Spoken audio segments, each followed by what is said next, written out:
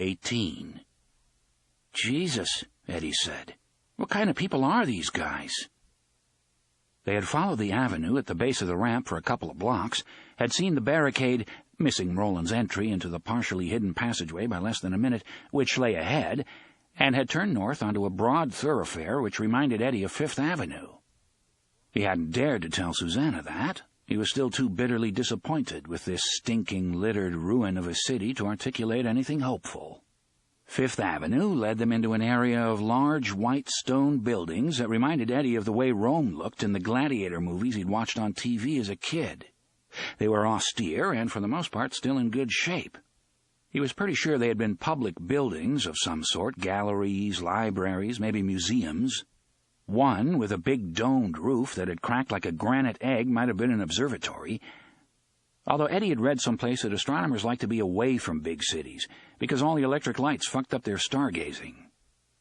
There were open areas between these imposing edifices, and although the grass and flowers which had once grown there had been choked off by weeds and tangles of underbrush, the area still had a stately feel, and Eddie wondered if it had once been the center of Ludd's cultural life. Those days were long gone, of course. Eddie doubted if Gasher and his pals were very interested in ballet or chamber music. He and Susanna had come to a major intersection from which 4 more broad avenues radiated outward like spokes on a wheel. At the hub of the wheel was a large paved square. Ringing it were loudspeakers on 40-foot steel posts. In the center of the square was a pedestal with the remains of a statue upon it, a mighty copper warhorse, green with verdigris, pawing its forelegs at the air. The warrior who had once ridden this charger lay off to the side on one corroded shoulder, waving what looked like a machine gun in one hand and a sword in the other.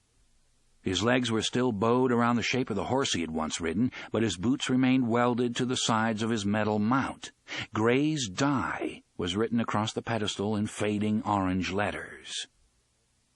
Glancing down the radiating streets, Eddie saw more of the speaker poles.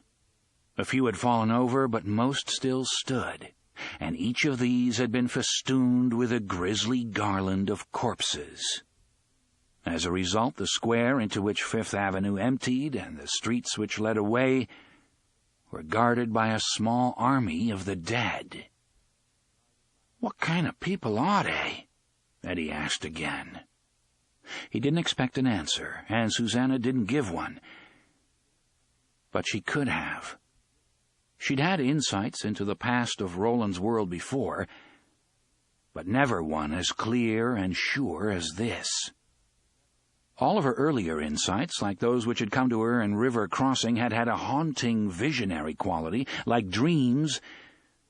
But what came now arrived in a single flash, and it was like seeing the twisted face of a dangerous maniac illuminated by a stroke of lightning.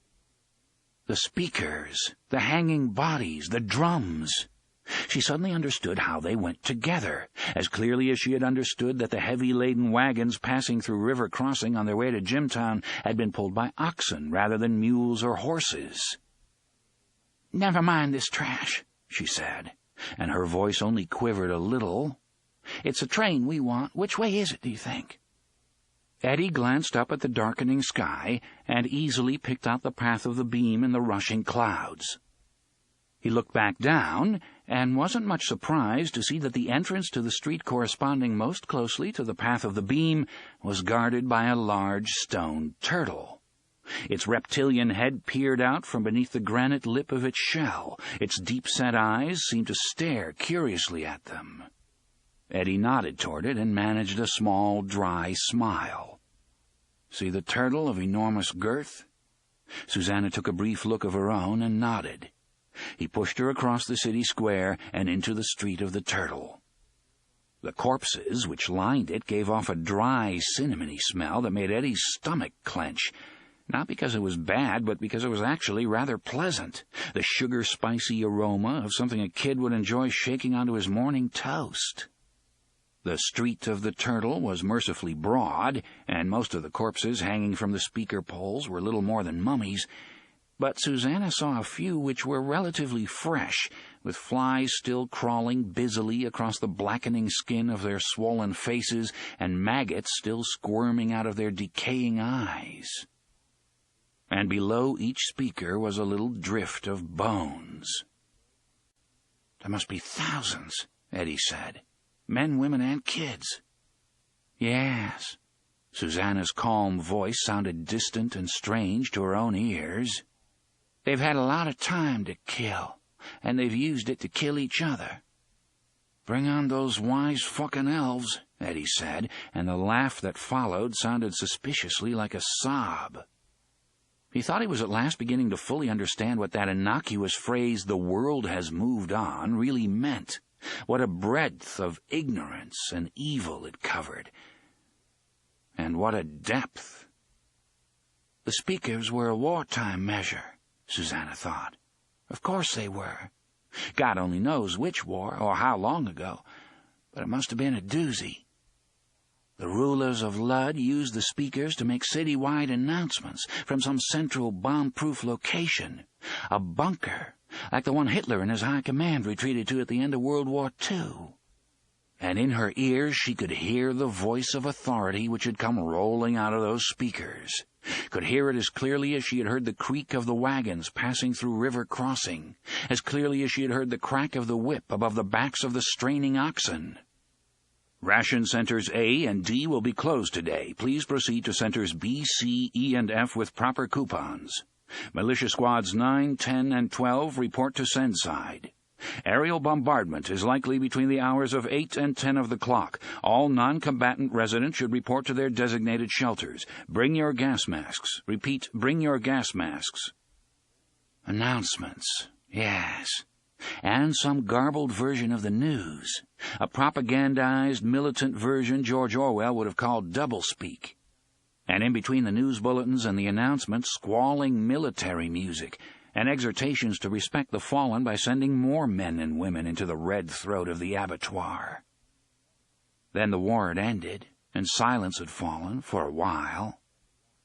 But at some point, the speakers had begun broadcasting again.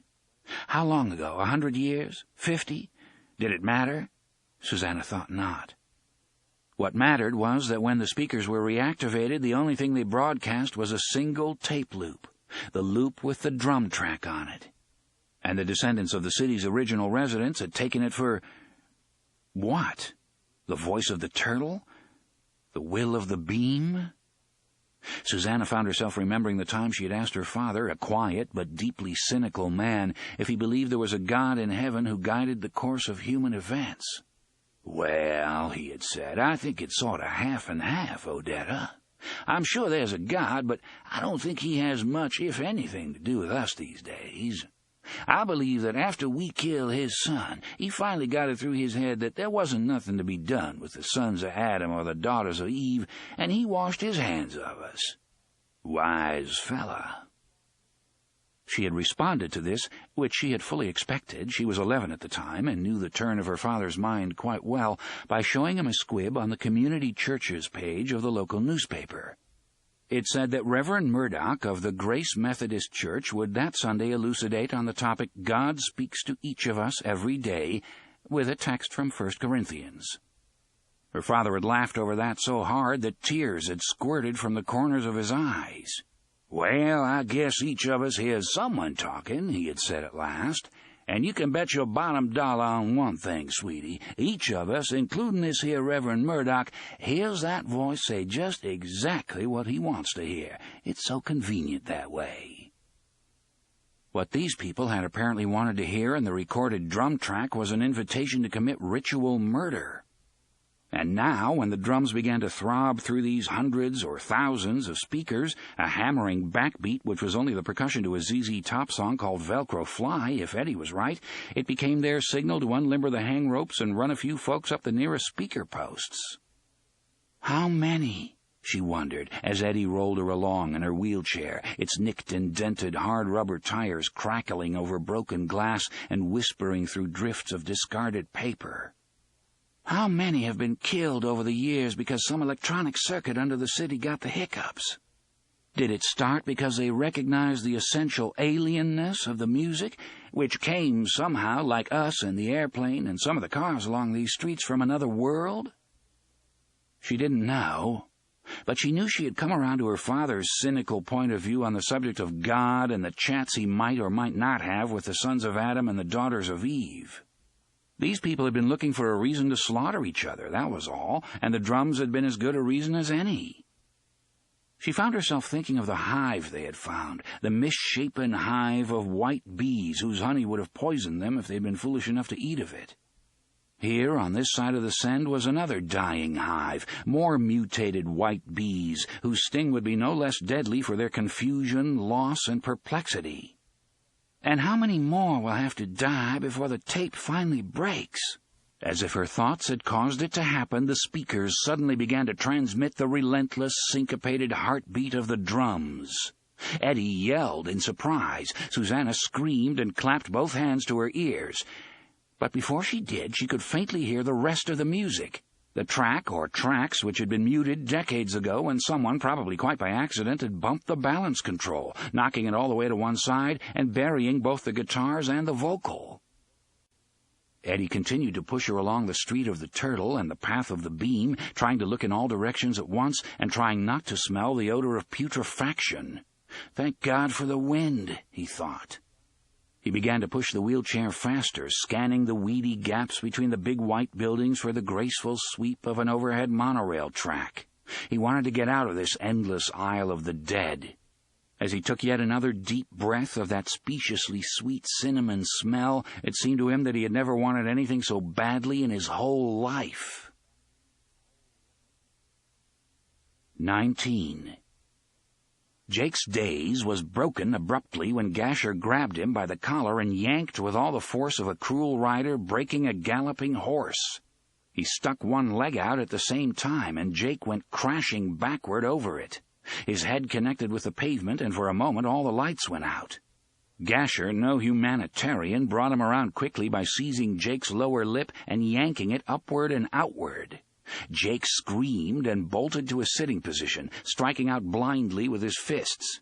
Gasher dodged the blows easily, hooked his other hand into Jake's armpit, and yanked him to his feet. Jake stood there, rocking drunkenly back and forth.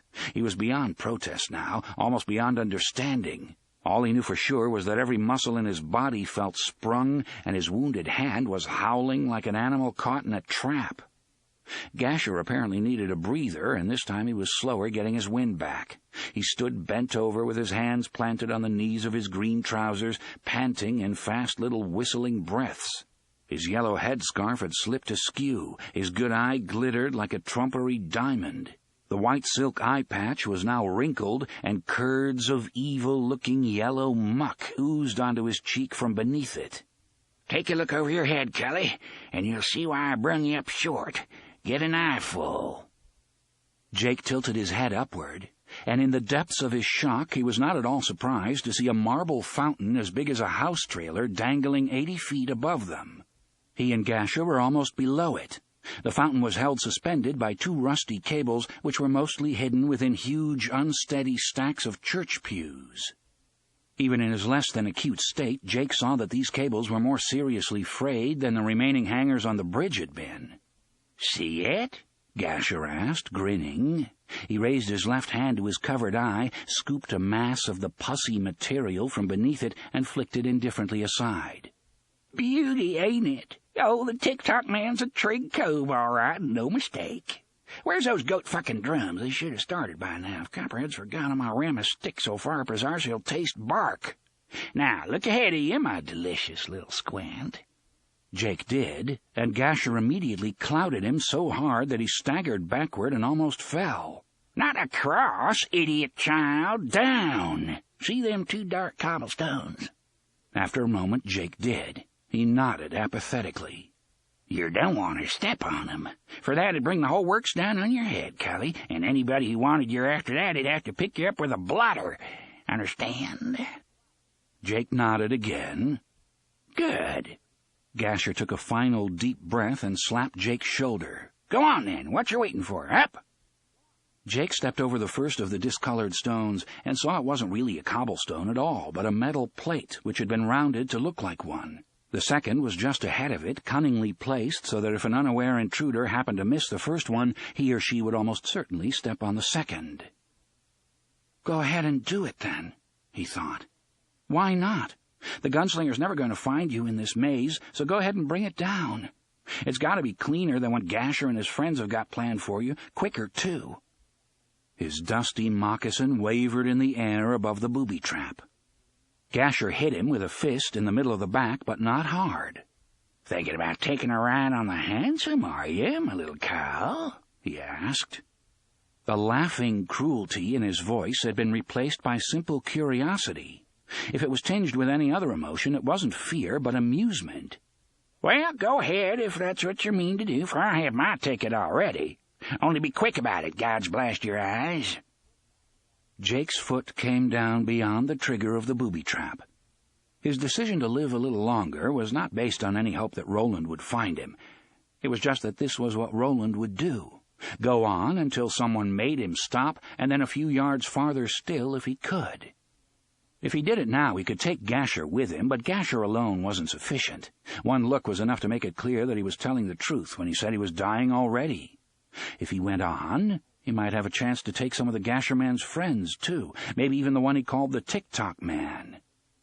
If I'm going to ride what he calls the hansom, Jake thought, I'd just as soon go with plenty of company. Roland would have understood. 20. Jake was wrong in his assessment of the gunslinger's ability to follow their path through the maze. Jake's pack was only the most obvious bit of sign they left behind them, but Roland quickly realized he did not have to pause to look for sign. He only had to follow Oi. He paused at several intersecting passages nevertheless, wanting to make sure, and each time he did, Oi looked back and uttered his low, impatient bark that seemed to say, "Hurry up, do you want to lose them?" After the signs he saw, a track, a thread from Jake's shirt, a scrap of bright yellow cloth from Gasher's scarf, had 3 times confirmed the bumbler's choices, Roland simply followed Oi. He did not give up looking for sign, but he quit making stops to hunt for it. Then the drums started up, and it was the drums, plus Gasher's nosiness about what Jake might be carrying, that saved Roland's life that afternoon. He skidded to a halt in his dusty boots, and his gun was in his hand before he realized what the sound was. When he did realize, he dropped the revolver back into its holster with an impatient grunt. He was about to go on again when his eye happened first on Jake's pack, and then on a pair of faint, gleaming streaks in mid-air just to the left of it. Roland narrowed his eyes and made out 2 thin wires which crisscrossed at knee level not 3 feet in front of him. Oi, who was built low to the ground, had scurried neatly through the inverted V formed by the wires, but if not for the drums and spotting Jake's cast-off pack, Roland would have run right into them. As his eyes moved upward, tracing the not-quite-random piles of junk poised on either side of the passageway at this point, Roland's mouth tightened. It had been a close call, and only Ka had saved him. Oi barked impatiently. Roland dropped to his belly and crawled beneath the wires, moving slowly and carefully. He was bigger than either Jake or Gasher, and he realized a really big man wouldn't be able to get under here at all without triggering the carefully prepared avalanche. The drums pumped and thumped in his ears. I wonder if they've all gone mad, he thought. If I had to listen to that every day, I think I would have. He got to the far side of the wires, picked up the pack, and looked inside. Jake's books and a few items of clothing were still in there.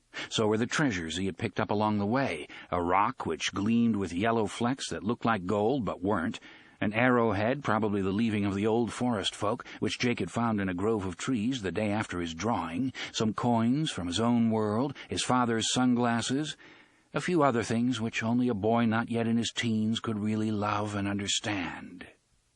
Things he would want back again. If, that was, Roland got to him before Gasher and his friends could change him, hurt him in ways that would cause him to lose interest in the innocent pursuits and curiosities of pre-adolescent boyhood. Gasher's grinning face swam into Roland's mind like the face of a demon or a genie from a bottle, the snaggled teeth, the vacant eyes, the mandrus crawling over the cheeks and spreading beneath the stubbly lines of the jaws. "If you hurt him," he thought, and then forced his mind away, because that line of thought was a blind alley. If Gasher hurt the boy, Jake, his mind insisted fiercely, not just the boy, but Jake. Roland would kill him, yes. But the act would mean nothing, for Gasher was a dead man already. The gunslinger lengthened the straps of the pack, marveling at the clever buckles which made this possible, slipped it onto his own back, and stood up again. Oy turned to be off, but Roland called his name, and the bumbler looked back. "To me, Oy." Roland didn't know if the bumbler could understand, or if he would obey even if he did, but it would be better, safer, if he stayed close. Where there was one booby trap, there were apt to be more. Next time, Oy might not be so lucky. "Ake!" Oy barked, not moving. The bark was assertive, but Roland thought he saw more of the truth about how Oy felt in his eyes. They were dark with fear. "Yes, but it's dangerous," Roland said. "To me, Oy."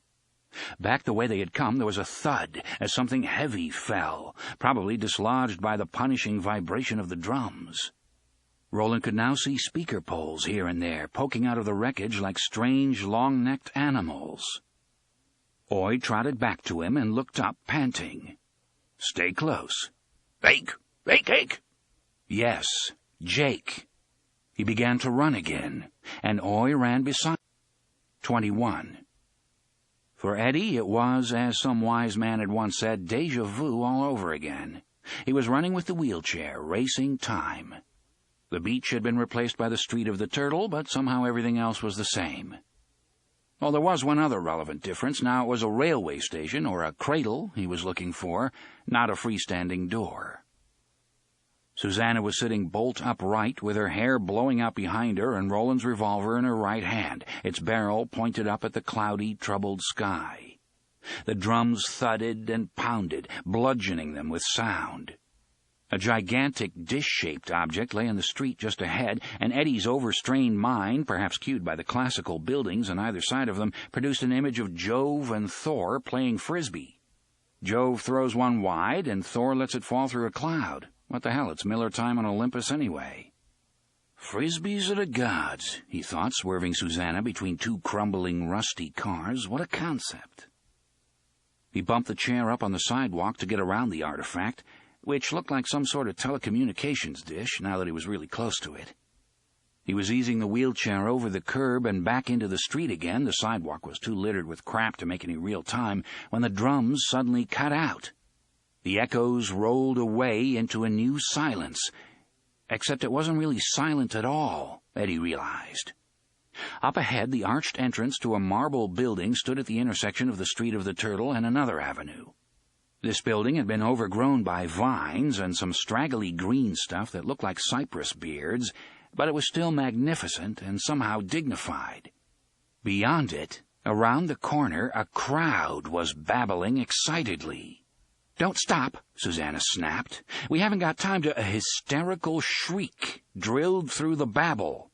It was accompanied by yells of approval, and, incredibly, the sort of applause Eddie had heard in Atlantic City hotel casinos after some lounge act had finished doing its thing. The shriek was choked into a long, dying gargle that sounded like the buzz of a cicada. Eddie felt the hair on the nape of his neck coming to attention. He glanced at the corpses hanging from the nearest speaker pole and understood that the fun-loving pubes of Ludd were holding another public execution. Marvelous, he thought. Now, if they only had Tony Orlando and Dawn to sing Knock 3 times, they could all die happy. Eddie looked curiously at the stone pile on the corner. This close, the vines which overgrew it had a powerful herbal smell. That smell was eye-wateringly bitter, but he still liked it better than the cinnamon-sweet odor of the mummified corpses. The beards of greenery growing from the vines drooped in ratty sheaves, creating waterfalls of vegetation where once there had been a series of arched entrances. A figure suddenly barreled out through one of these waterfalls and hurried toward them. It was a kid, Eddie realized, and not that many years out of diapers, judging by the size. He was wearing a weird little Lord Fauntleroy outfit, complete with ruffled white shirt and velveteen short pants. There were ribbons in his hair. Eddie felt a sudden mad urge to wave his hands above his head and scream, "But we'd say Lud is O-tay!" "Come on!" the kid cried in a high, piping voice. Several sprays of the green stuff had gotten caught in his hair. He brushed absently at these with his left hand as he ran. "They're gonna do spankers! It's the spanker man's turn to go to the land of the drums! Come on, or you'll miss the whole fakement, God's cuss it!" Susanna was equally stunned by the child's appearance, but as he got closer it struck her that there was something extremely odd and awkward about the way he was brushing at the crumbles and strands of greenery which had gotten caught in his beribboned hair. He kept using just that one hand. His other had been behind his back when he ran out through the weedy waterfall, and there it remained. How awkward that must be, she thought. And then a tape player turned on in her mind, and she heard Roland speaking at the end of the bridge. "I knew something like this could happen. If we'd seen the fellow earlier, while we were still beyond the range of his exploding egg. Damn the luck!" She leveled Roland's gun at the child, who had leaped from the curb and was running straight for them. "Hold it!" she screamed. "Stand still, you!" "Sus, what are you doing?" Eddie yelled. Susanna ignored him. In a very real sense, Susanna Dean was no longer even here. It was Detta Walker in the chair now, and her eyes were glittering with feverish suspicion. "Stop or I'll shoot!" Little Lord Fauntleroy might have been deaf for all the effect her warning had. "House it!" he shouted jubilantly. "You're going to miss a whole show! Spanker's going to—" His right hand finally began to come out from behind his back. As it did, Eddie realized they weren't looking at a kid, but at a misshapen dwarf whose childhood was many years past. The expression Eddie had at first taken for childish glee was actually a chilly mixture of hate and rage. The dwarf's cheeks and brow were covered with the oozing, discolored patches Roland called whore's blossoms. Susanna never saw his face. Her attention was fixed on the emerging right hand and the dull green sphere it held. That was all she needed to see. Roland's gun crashed. The dwarf was hammered backward. A shrill cry of pain and rage rose from his tiny mouth as he landed on the sidewalk. The grenade bounced out of his hand and rolled back into the same arch through which he had emerged. Detta was gone, like a dream, and Susanna looked from the smoking gun to the tiny sprawled figure on the sidewalk with surprise, horror, and dismay. "Oh, my Jesus! I shot him! Eddie, I shot him!" "Grace, die!" Little Lord Fauntleroy tried to scream these words defiantly, but they came out in a bubbling choke of blood that drenched the few remaining white patches on his frilly shirt. There was a muffled explosion from inside the overgrown plaza of the corner building, and the shaggy carpets of green stuff hanging in front of the arches billowed outward like flags in a brisk gale. With them came clouds of choking, acrid smoke. Eddie flung himself on top of Susanna to shield her and felt a gritty shower of concrete fragments, all small ones, luckily, pattered down on his back, his neck, and the crown of his head. There was a series of unpleasantly wet smacking sounds to his left.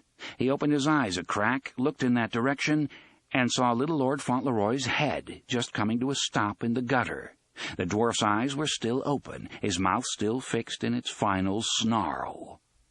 Now there were other voices, some shrieking, some yelling, all furious. Eddie rolled off Susanna's chair. It tottered on one wheel before deciding to stay up, and stared in the direction from which the dwarf had come. A ragged mob of about 20 men and women had appeared, some coming from around the corner, others pushing through the mats of foliage which obscured the corner building's arches, materializing from the smoke of the dwarf's grenade like evil spirits. Most were wearing blue headscarves, and all were carrying weapons, a varied and somehow pitiful assortment of them, which included rusty swords, dull knives, and splintery clubs. Eddie saw one man defiantly waving a hammer. Pubes, Eddie thought. We interrupted their necktie party, and they're pissed as hell about it. A tangle of shouts, "Kill the Grays! Kill them both! They've done for Lester, God kill their eyes!" arose from this charming group as they caught sight of Susanna in her wheelchair and Eddie, who was now crouched on one knee before it. The man in the forefront was wearing a kilt-like wrap and waving a cutlass. He brandished this wildly. He would have decapitated the heavy-set woman standing close behind him had she not ducked, and then charged. The others followed, yelling happily. Roland's gun pounded its bright thunder into the windy, overcast day, and the top of the kilt-wearing pube's head lifted off. The sallow skin of the woman who had almost been decapitated by his cutlass was suddenly stippled with red rain, and she voiced a sound of barking dismay. The others came on past the woman and the dead man, raving and wild-eyed. "Eddie!" Susanna screamed and fired again. A man wearing a silk-lined cape and knee boots collapsed into the street. Eddie groped for the Ruger and had one panicky moment when he thought he had lost it. The butt of the gun had somehow slipped down inside the waistband of his pants. He wrapped his hand around it and yanked hard. The fucking thing wouldn't come. The sight at the end of the barrel had somehow gotten stuck in his underwear. Susanna fired 3 closely spaced shots. Each found a target, but the oncoming pubes didn't slow. "Eddie, help me!" Eddie tore his pants open, feeling like some cut-rate version of Superman, and finally managed to free the Ruger. He hit the safety with the heel of his left palm, placed his elbow on his leg just above the knee, and began to fire. There was no need to think, no need to even aim. Roland had told them that in battle a gunslinger's hands worked on their own, and Eddie now discovered it was true. It would have been hard for a blind man to miss at this range anyway. Susanna had cut the numbers of the charging pubes to no more than 15. Eddie went through the remainder like a storm wind in a wheat field, dropping 4 in less than 2 seconds. Now the single face of the mob, that look of glazed and mindless eagerness, began to break apart. The man with the hammer abruptly tossed his weapon aside and ran for it, limping extravagantly on a pair of arthritis-twisted legs. He was followed by 2 others. The rest of them milled uncertainly in the street. "Come on, you doocies!" a relatively young man snarled.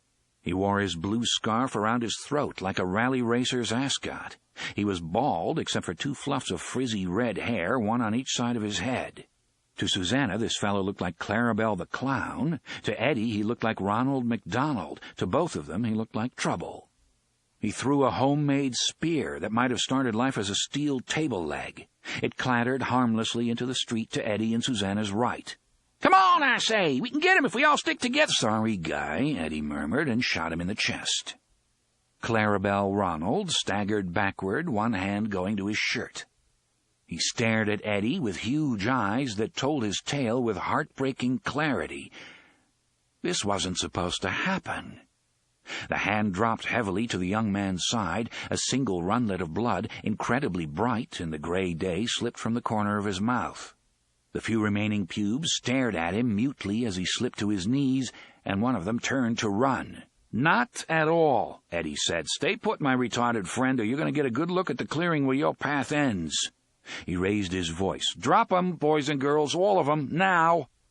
"You," the dying man whispered, "you gunslinger?" "That's right," Eddie said.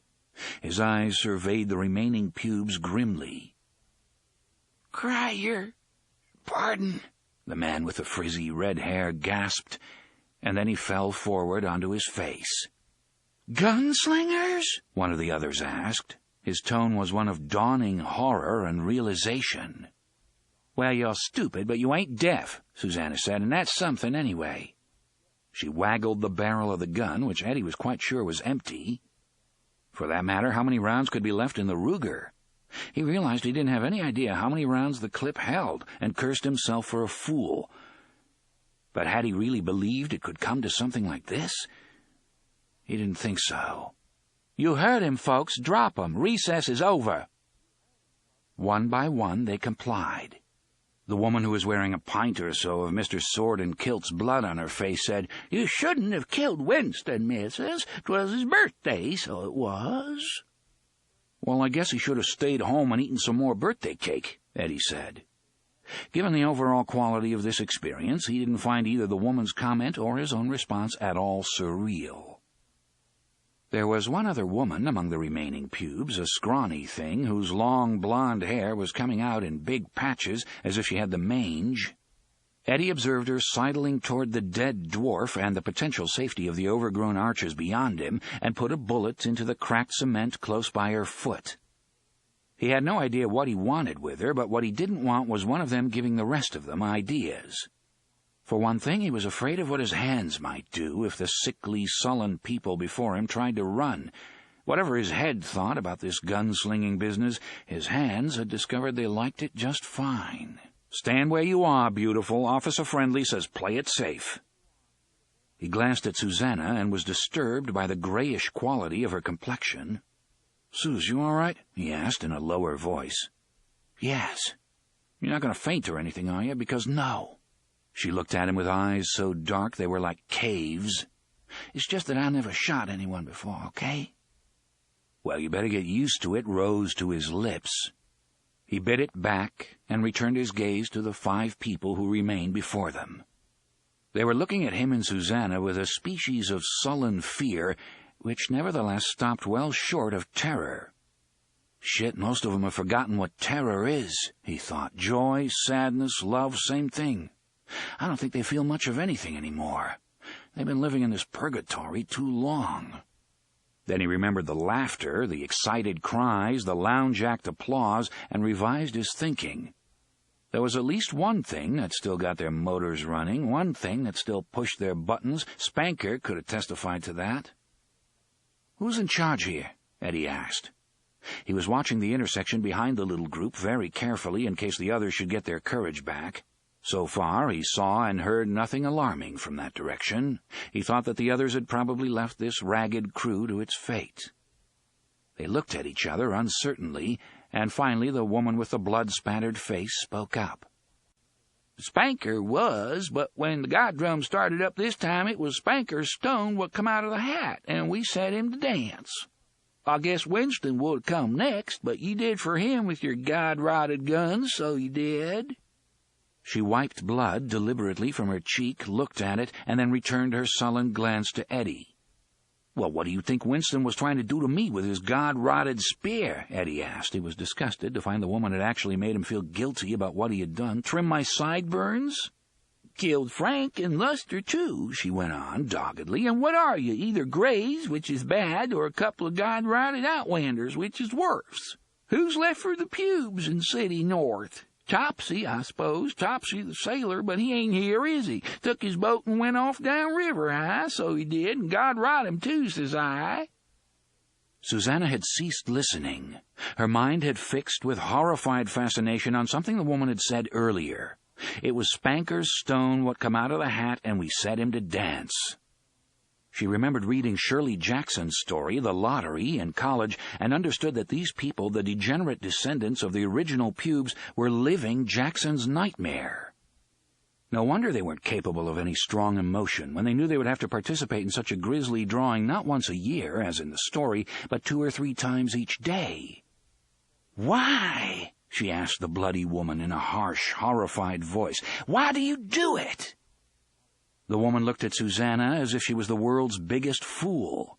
"Why? Well, so the ghosts what live in the machines won't take over the bodies of those who have died here, pubes and greys alike, and send them up through the holes in the streets to eat us. Any fool knows that." "There are no such things as ghosts," Susanna said, and her voice sounded like so much meaningless quacking to her own ears. Of course there were. In this world there were ghosts everywhere. Nevertheless, she pushed ahead. "What you call the god drums is only a tape stuck in a machine. That's really all it is." Sudden inspiration struck her, and she added, "Or maybe the Greys are doing it on purpose. Did you ever think of that? They live in the other part of the city, don't they? And under it as well? They've always wanted you out. Maybe they've just hit on a really efficient way of getting you guys to do their work for them." The bloody woman was standing next to an elderly gent wearing what looked like the world's oldest bowler hat and a pair of frayed khaki shorts. Now he stepped forward and spoke to her with a patina of good manners that turned his underlying contempt into a dagger with razor-sharp edges. "You are quite wrong, Madam Gunslinger. There are a great many machines under Lud, and there are ghosts in all of them, demonous spirits which bear only ill will to mortal men and women. These demon ghosts are very capable of raising the dead, and in Lud there are a great many dead to raise." "Listen," Eddie said, "have you ever seen one of these zombies with your own eyes, Jeeves? Have any of you?" Jeeves curled his lip and said nothing. But that lip curl really said it all. What else could one expect, it asked, from outlanders who used guns as a substitute for understanding? Eddie decided it would be best to close off the whole line of discussion. He had never been cut out for missionary work anyway. He waggled the Ruger at the blood-stained woman. "You and your friend there, the one who looks like an English butler on his day off, are going to take us to the railroad station. After that, we can all say goodbye. And I'll tell you the truth, that's going to make my fucking day." "Railroad station?" the guy who looked like Jeeves the butler asked. "What is a railroad station?" "Take us to the cradle," Susanna said. "Take us to Blaine." This finally rattled Jeeves. An expression of shocked horror replaced the world-weary contempt with which he had thus far treated them. "You can't go there," he cried. "The cradle is forbidden ground, and Blaine is the most dangerous of all Lud's ghosts." Forbidden ground, Eddie thought. Great. If it's the truth, at least we'll be able to stop worrying about you assholes. It was also nice to hear that there still was a Blaine, or that these people thought there was anyway. The others were staring at Eddie and Susanna with expressions of uncomprehending amazement.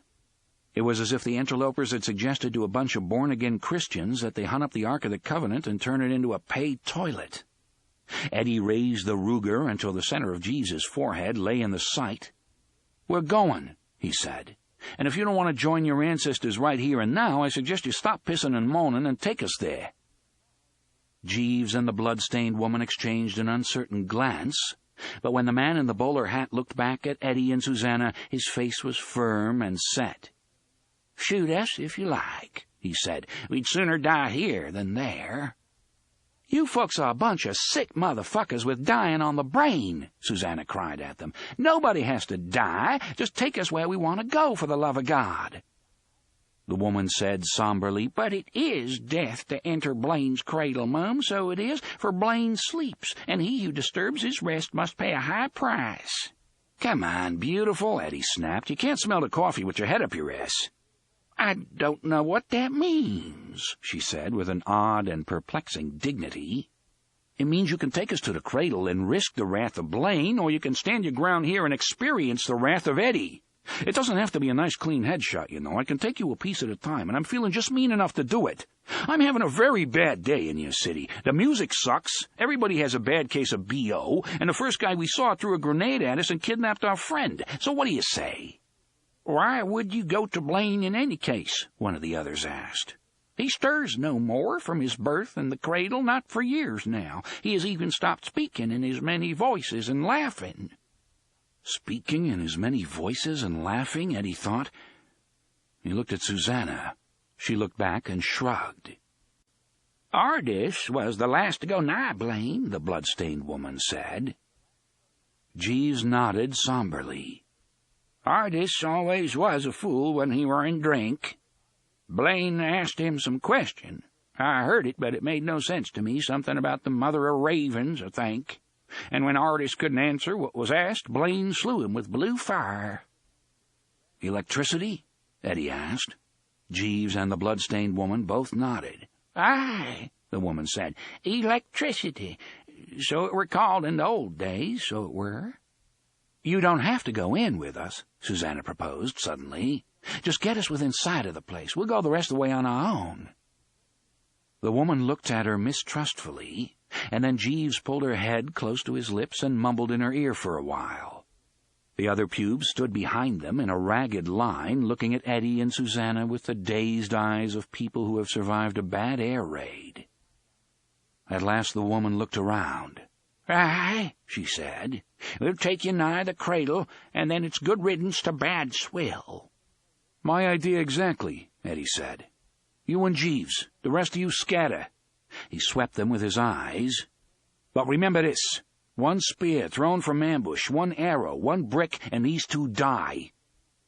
This threat came out sounding so weak and pointless that Eddie wished he hadn't made it. How could they possibly care for these two, or for any of the individual members of their clan, when they dusted 2 or more of them each and every day? Well, he thought, watching the others trot off without so much as a backward glance, it was too late to worry about that now. "Come on," the woman said. "I want to be done with you." "The feeling's mutual," Eddie replied. But before she and Jeeves led them away, the woman did something which made Eddie repent a little of his hard thoughts. Knelt, brushed back the hair of the man in the kilt, and placed a kiss on his dirty cheek. "Goodbye, Winston," she said. "Wait for me where the tree's clear and the water's sweet. I'll come to you, as sure as dawn makes shadows run west." "I didn't want to kill him," Susanna said. "I want you to know that. But I wanted to die even less." "Aye." The face that turned toward Susanna was stern and tearless. "But if you mean to enter Blaine's cradle, you'll die anyway. And the chances are that you'll die envying poor old Winston. He's cruel, is Blaine. The cruelest of all demons in this cruel, cruel place." "Come on, Maud," Jeeves said, and helped her up. "Aye, let's finish with them." She surveyed Susanna and Eddie again, her eyes stern but somehow confused as well. "God's curse my eyes that they should ever happened on you two in the first place. And God's curse the guns ye carry as well, for they were always the springhead of our troubles." "And with that attitude," Susanna thought, "your troubles are going to last at least 1,000 years, sugar." Maud set a rapid pace along the Street of the Turtle. Jeeves trotted beside her. Eddie, who was pushing Susanna in the wheelchair, was soon panting and struggling to keep up. The palatial buildings which lined their way spread out until they resembled ivy-covered country houses on huge run-to-riot lawns, and Eddie realized they had entered what had once been a very ritzy neighborhood indeed. Ahead of them, one building loomed above all others. It was a deceptively simple, square construction of white stone blocks, its overhanging roof supported by many pillars. Eddie thought again of the gladiator movies he'd so enjoyed as a kid. Susanna, educated in more formal schools, was reminded of the Parthenon. Both saw and marveled at the gorgeously sculpted bestiary, bear and turtle, fish and rat, horse and dog, which ringed the top of the building in 2x2 parade, and understood it was the Good afternoon, and this is the beautiful Ibrahim Mahal, also called as the Crown Villa Palace, the most famous place in Hyderabad for major events, that is marriages and functions. And this is near to Paradise, just beside the polo grounds. The clouds behind the palace are looking simply fantastic and awesome. Thank you for watching. And as they neared it, ancient bodies began to twist and dance in the strengthening wind on either side of them. 22. After they had run for God knew how long, all Jake knew for sure was that the drums had stopped again. Gasher once more yanked him to a stop. This time Jake managed to keep his feet. He had gotten his second wind. Gasher, who would never see 11 again, had not. "Phew! My old pump's doing nip-up, sweetie." "Too bad," Jake said unfeelingly, then stumbled backward as Gasher's gnarled hand connected with the side of his face. "Yar, you'd cry a bitter tear if I dropped dead right here, wouldn't you? Too likely. But no such luck, my fine young squint. Old Gasher's seen 'em come and seen 'em go, and I wasn't born to drop dead at the feet of any little sweet cheeks berry like you." Jake listened to these incoherencies impassively. He meant to see Gasher dead before the day was over. Gasher might take Jake with him, but Jake no longer cared about that. He dabbed blood from his freshly split lip and looked at it thoughtfully, wondering at how quickly the desire to do murder could invade and conquer the human heart. Gasher observed Jake looking at his bloody fingers and grinned. "Sap's running, ain't it? Nor will it be the last your old pal Gasher beats out of your young tree unless you look sharp. Unless you look very sharp indeed." He pointed down at the cobbled surface of the narrow alley they were currently negotiating. There was a rusty manhole cover there, and Jake realized he had seen the words stamped into the steel not long ago. "La Merc Foundry," they said. "There's a grip on the side," Gasher said. "You see? Get your hands into that and pull away. Step lively now. Maybe you'll still have all your teeth when you meet up with TikTok." Jake grasped the steel cover and pulled. He pulled hard, but not quite as hard as he could have done. The maze of streets and alleys through which Gasher had run him was bad, but at least he could see. Good afternoon, and this is the beautiful Ibrahim Mahal, also called as the Crown Villa Palace, the most famous place in Hyderabad for major events, that is marriages and functions. And this is near to Paradise, just beside the Polo Grounds. The clouds behind the palace are looking simply fantastic. The long run through the alleys had brought a thin, sweaty flush to his cheeks and turned the sores eating into his flesh an ugly yellow-purple color. Those which were open exuded thick infected matter and threads of blood in steady pulses. Jake caught just a whiff of Gasher's thick stench before his wind was cut off by the hand which had encircled his throat. "Listen, you stupid cull, and listen well, for this is your last warning. You yank that fucking street head off right now, or I'll reach into your mouth and rip the living tongue right out of it. And feel free to bite all you want while I do it, for what I have runs in the blood, and you'll see the first blossoms on your own face before the week's out, if you live that long. Now do you see?" Jake nodded frantically. Gasher's face was disappearing into deepening folds of gray, and his voice seemed to be coming from a great distance. "All right." Gasher shoved him backward. Jake fell in a heap beside the manhole cover, gagging and retching. He finally managed to draw in a deep, whooping breath that burned like liquid fire. He spat out a blood-flecked wad of stuff and almost threw up at the sight of it. "Now yank back that cover, my heart's delight, and let's have no more natter about it." Jake crawled over to it, slid his hands into the grip, and this time pulled with all his might. For one terrible moment, he thought he was still not going to be able to budge it. Then he imagined Gasher's fingers reaching into his mouth and seizing his tongue, and found a little extra. There was a dull, spreading agony in his lower back as something gave there, but the circular lids slipped slowly aside, grinding on the cobbles and exposing a grinning crescent of darkness. "Good, Cully, good," Gasher cried cheerfully. "What a little mule you are. Keep pulling, don't give up now." When the crescent had become a half-moon and the pain in Jake's lower back was a white-hot fire, Gasher booted him in the ass, knocking him asprawl. "Very good," Gasher said, peering in. "Now, Cully, go smartly down the ladder on the side. Mind you don't lose your grip." Good afternoon, and this is the beautiful Ibrahim Mahal, also called as the Crown Villa Palace, the most famous place in Hyderabad for major events, that is marriages and functions. And this is near to Paradise, just beside the Polo Grounds. The clouds behind the palace are looking simply fantastic and awesome. Thank you for watching. More revealing his few surviving teeth. "It's dark down there, and there are 1,000 tunnels going every which way. Your old pal Gasher knows them like the back of his hand, so he does, but you'd be lost in no time. Then there's the rats. Very big and very hungry they are. So you just wait." "I will."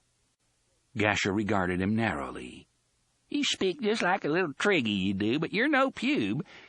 I'll set my watch and warrant to that. Where are you from, Squint?" Jake said nothing. "Bumbler got your tongue, do he? Well, that's all right. TikTok will get it all out of you, so he will. He's got a way about him, Ticky does. Just naturally wants to make people converse. Once he gets them going, they sometimes talk so fast and scream so loud someone has to hit him over the head to slow him down. Bumblers ain't allowed to hold no one's tongue around the TikTok man, not even fine young triggers like you. Now get the fuck down that ladder. Hup!" He lashed out with his foot. This time Jake managed to tuck in and dodge the blow. He looked into the half-open manhole, saw the ladder, and started down. He was still chest-high to the alley when a tremendous stone-like crash hammered the air. It came from a mile or more away, but Jake knew what it was without having to be told. A cry of pure misery burst from his lips. A grim smile tugged at the corners of Gasher's mouth. "Your hard-case friend trailed you a little better than you thought he would, didn't he? Not better than I thought, though, Cully, for I got a look at his eyes. Very pert and cunning they were.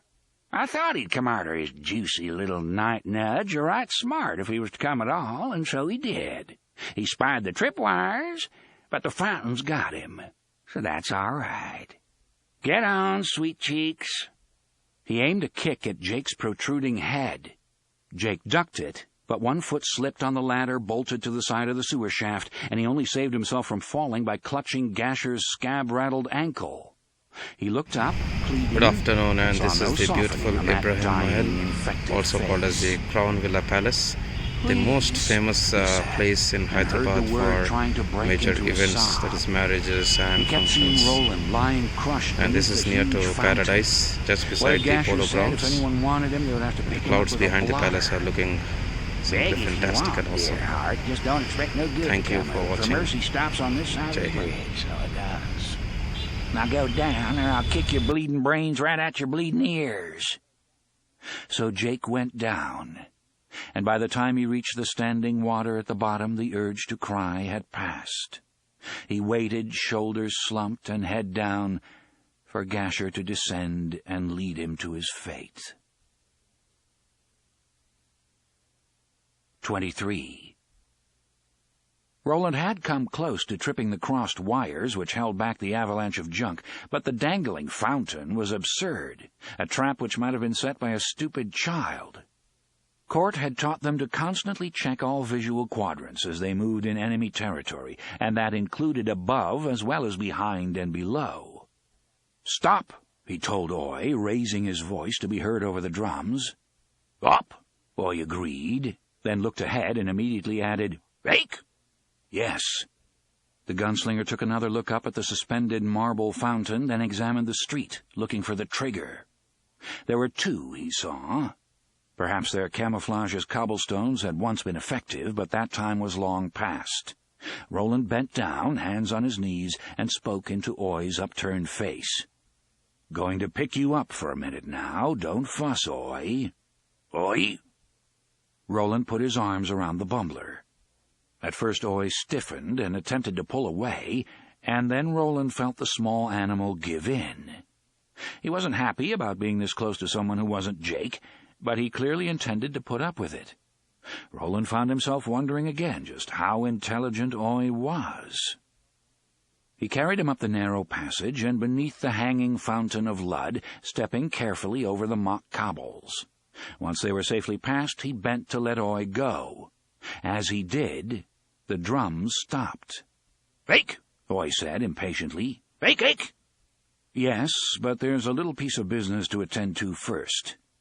He led Oy 15 yards farther down the alley, then bent and picked up Good a chunk of afternoon, concrete. and this is the beautiful Ibrahim Mahal, also called as the Crown Villa Palace, the most famous place in Hyderabad for major events, that is marriages and functions.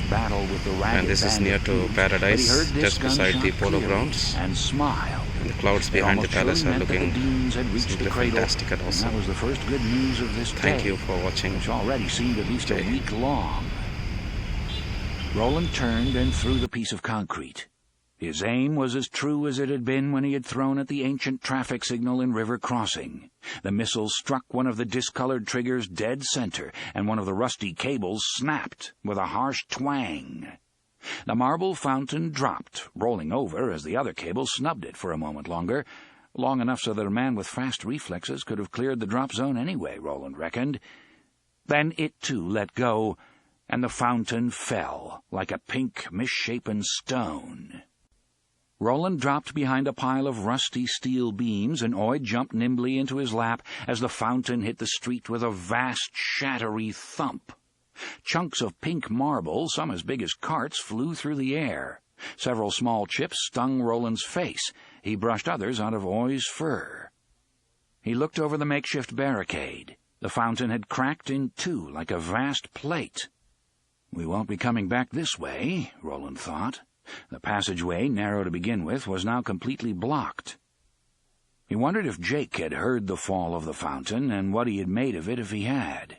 He didn't waste such speculation on Gasher. Gasher would think he had been crushed to paste, which was exactly what Roland wanted him to think. Would Jake think the same thing? The boy should know better than to believe a gunslinger could be killed by such a simple device.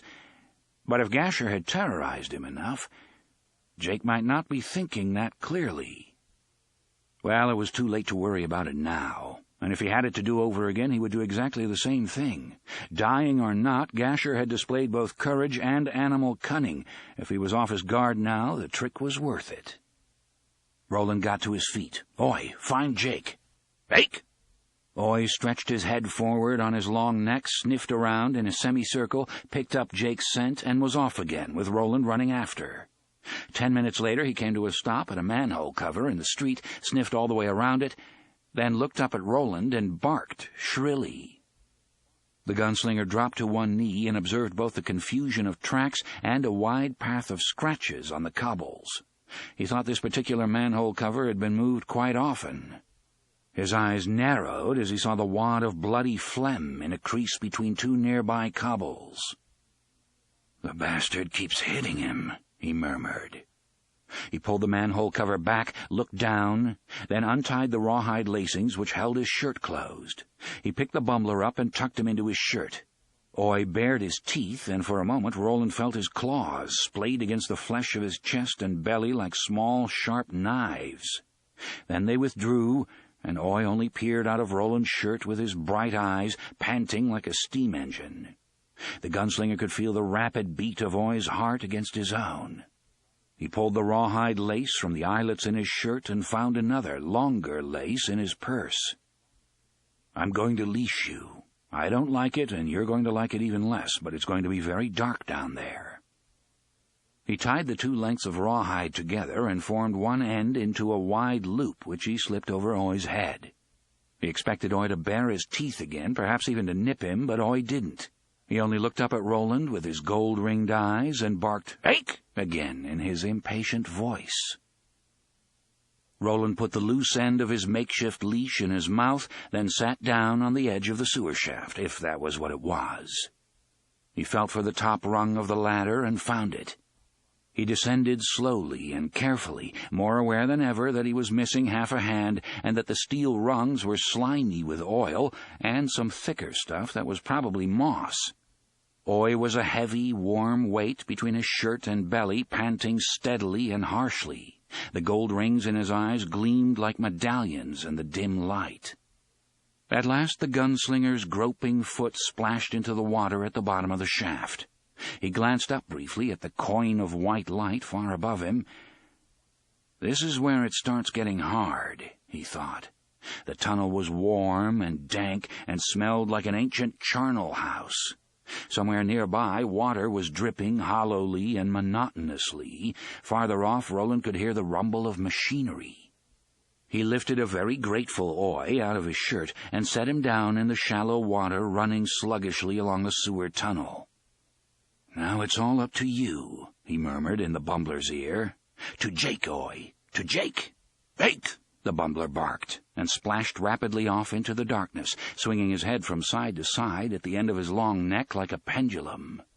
Roland followed with the end of the rawhide leash wrapped around his diminished right hand. 24. The cradle, it was easily big enough to have acquired proper noun status in their minds, stood in the center of a square 5 times larger than the one where they had come upon the blasted statue. And when she got a really good look at it, Susanna realized how old and gray and fundamentally grungy the rest of Lud really was. The cradle was so clean it almost hurt her eyes. No vines overgrew its sides, no graffiti daubed its blinding white walls and steps and columns. The yellow plains dust which had coated everything else was absent here. As they drew closer, Susanna saw why. Streams of water coursed endlessly down the sides of the cradle, issuing from nozzles hidden in the shadows of the copper-sheathed eaves. Interval sprays created by other hidden nozzles washed the steps, turning them into off-and-on waterfalls. "Wow," Eddie said. "It makes Grand Central look like a Greyhound station in buttfuck Nebraska." "What a poet you are, dear," Susanna said dryly. The steps surrounded the entire building and rose to a great open lobby. There were no obscuring mats of vegetation here, but Eddie and Susanna found they still couldn't get a good look inside. The shadows thrown by the overhanging roof were too deep. The totems of the beam marched all the way around the building, 2 by 2, but the corners were reserved for creatures Susanna fervently hoped never to meet outside of the occasional nightmare, hideous stone dragons with scaly bodies, clutching, claw-tipped hands, and nasty, peering eyes. Eddie touched her shoulder and pointed higher. Susanna looked and felt her breath come to a stop in her throat. Standing astride the peak of the roof, far above the totems of the beam and the dragonish gargoyles, as if given dominion over them, was a golden warrior at least 60 feet high. A battered cowboy hat was shoved back to reveal his lined and careworn brow. A bandana hung askew on his upper chest, as if it had just been pulled down after serving long, hard duty as a dust muffle. In one upraised fist he held a revolver, in the other what appeared to be an olive branch. Roland of Gilead stood atop the cradle of Lud, dressed in gold. "No," she thought, at last remembering to breathe again, "it's not him. But in another way it is. That man was a gunslinger, and the resemblance between him, who's probably been dead 1,000 years or more, and Roland is all the truth of content you'll ever need to know." Thunder slammed out of the south. Lightning harried racing clouds across the sky. She wished she had more time to study both the golden statue which stood atop the cradle and the animals which surrounded it. Each of these latter appeared to have words carved upon them, and she had an idea that what was written there might be knowledge worth having. Under these circumstances, however, there was no time to spare. A wide red strip had been painted across the pavement at the point where the Street of the Turtle emptied into the plaza of the Cradle. Maud and the fellow Eddie called Jeeves the butler stopped a prudent distance from the red mark. "This far and no farther," Maud told them flatly. "You may take us to our deaths, but each man and woman owes one to the gods anyway, and I'll die on this side of the deadline no matter what. I'll not dare blame for outlanders." "Nor will I," Jeeves said. He had taken off his dusty bowler and was holding it against his naked chest. On his face was an expression of fearful reverence. "Fine," Susanna said. "Now scat on out of here, both of you." "You'll back-shoot us the second we turn from you," Jeeves said in a trembling voice. "I'll take my watch and warrant on it, so will." Maud shook her head.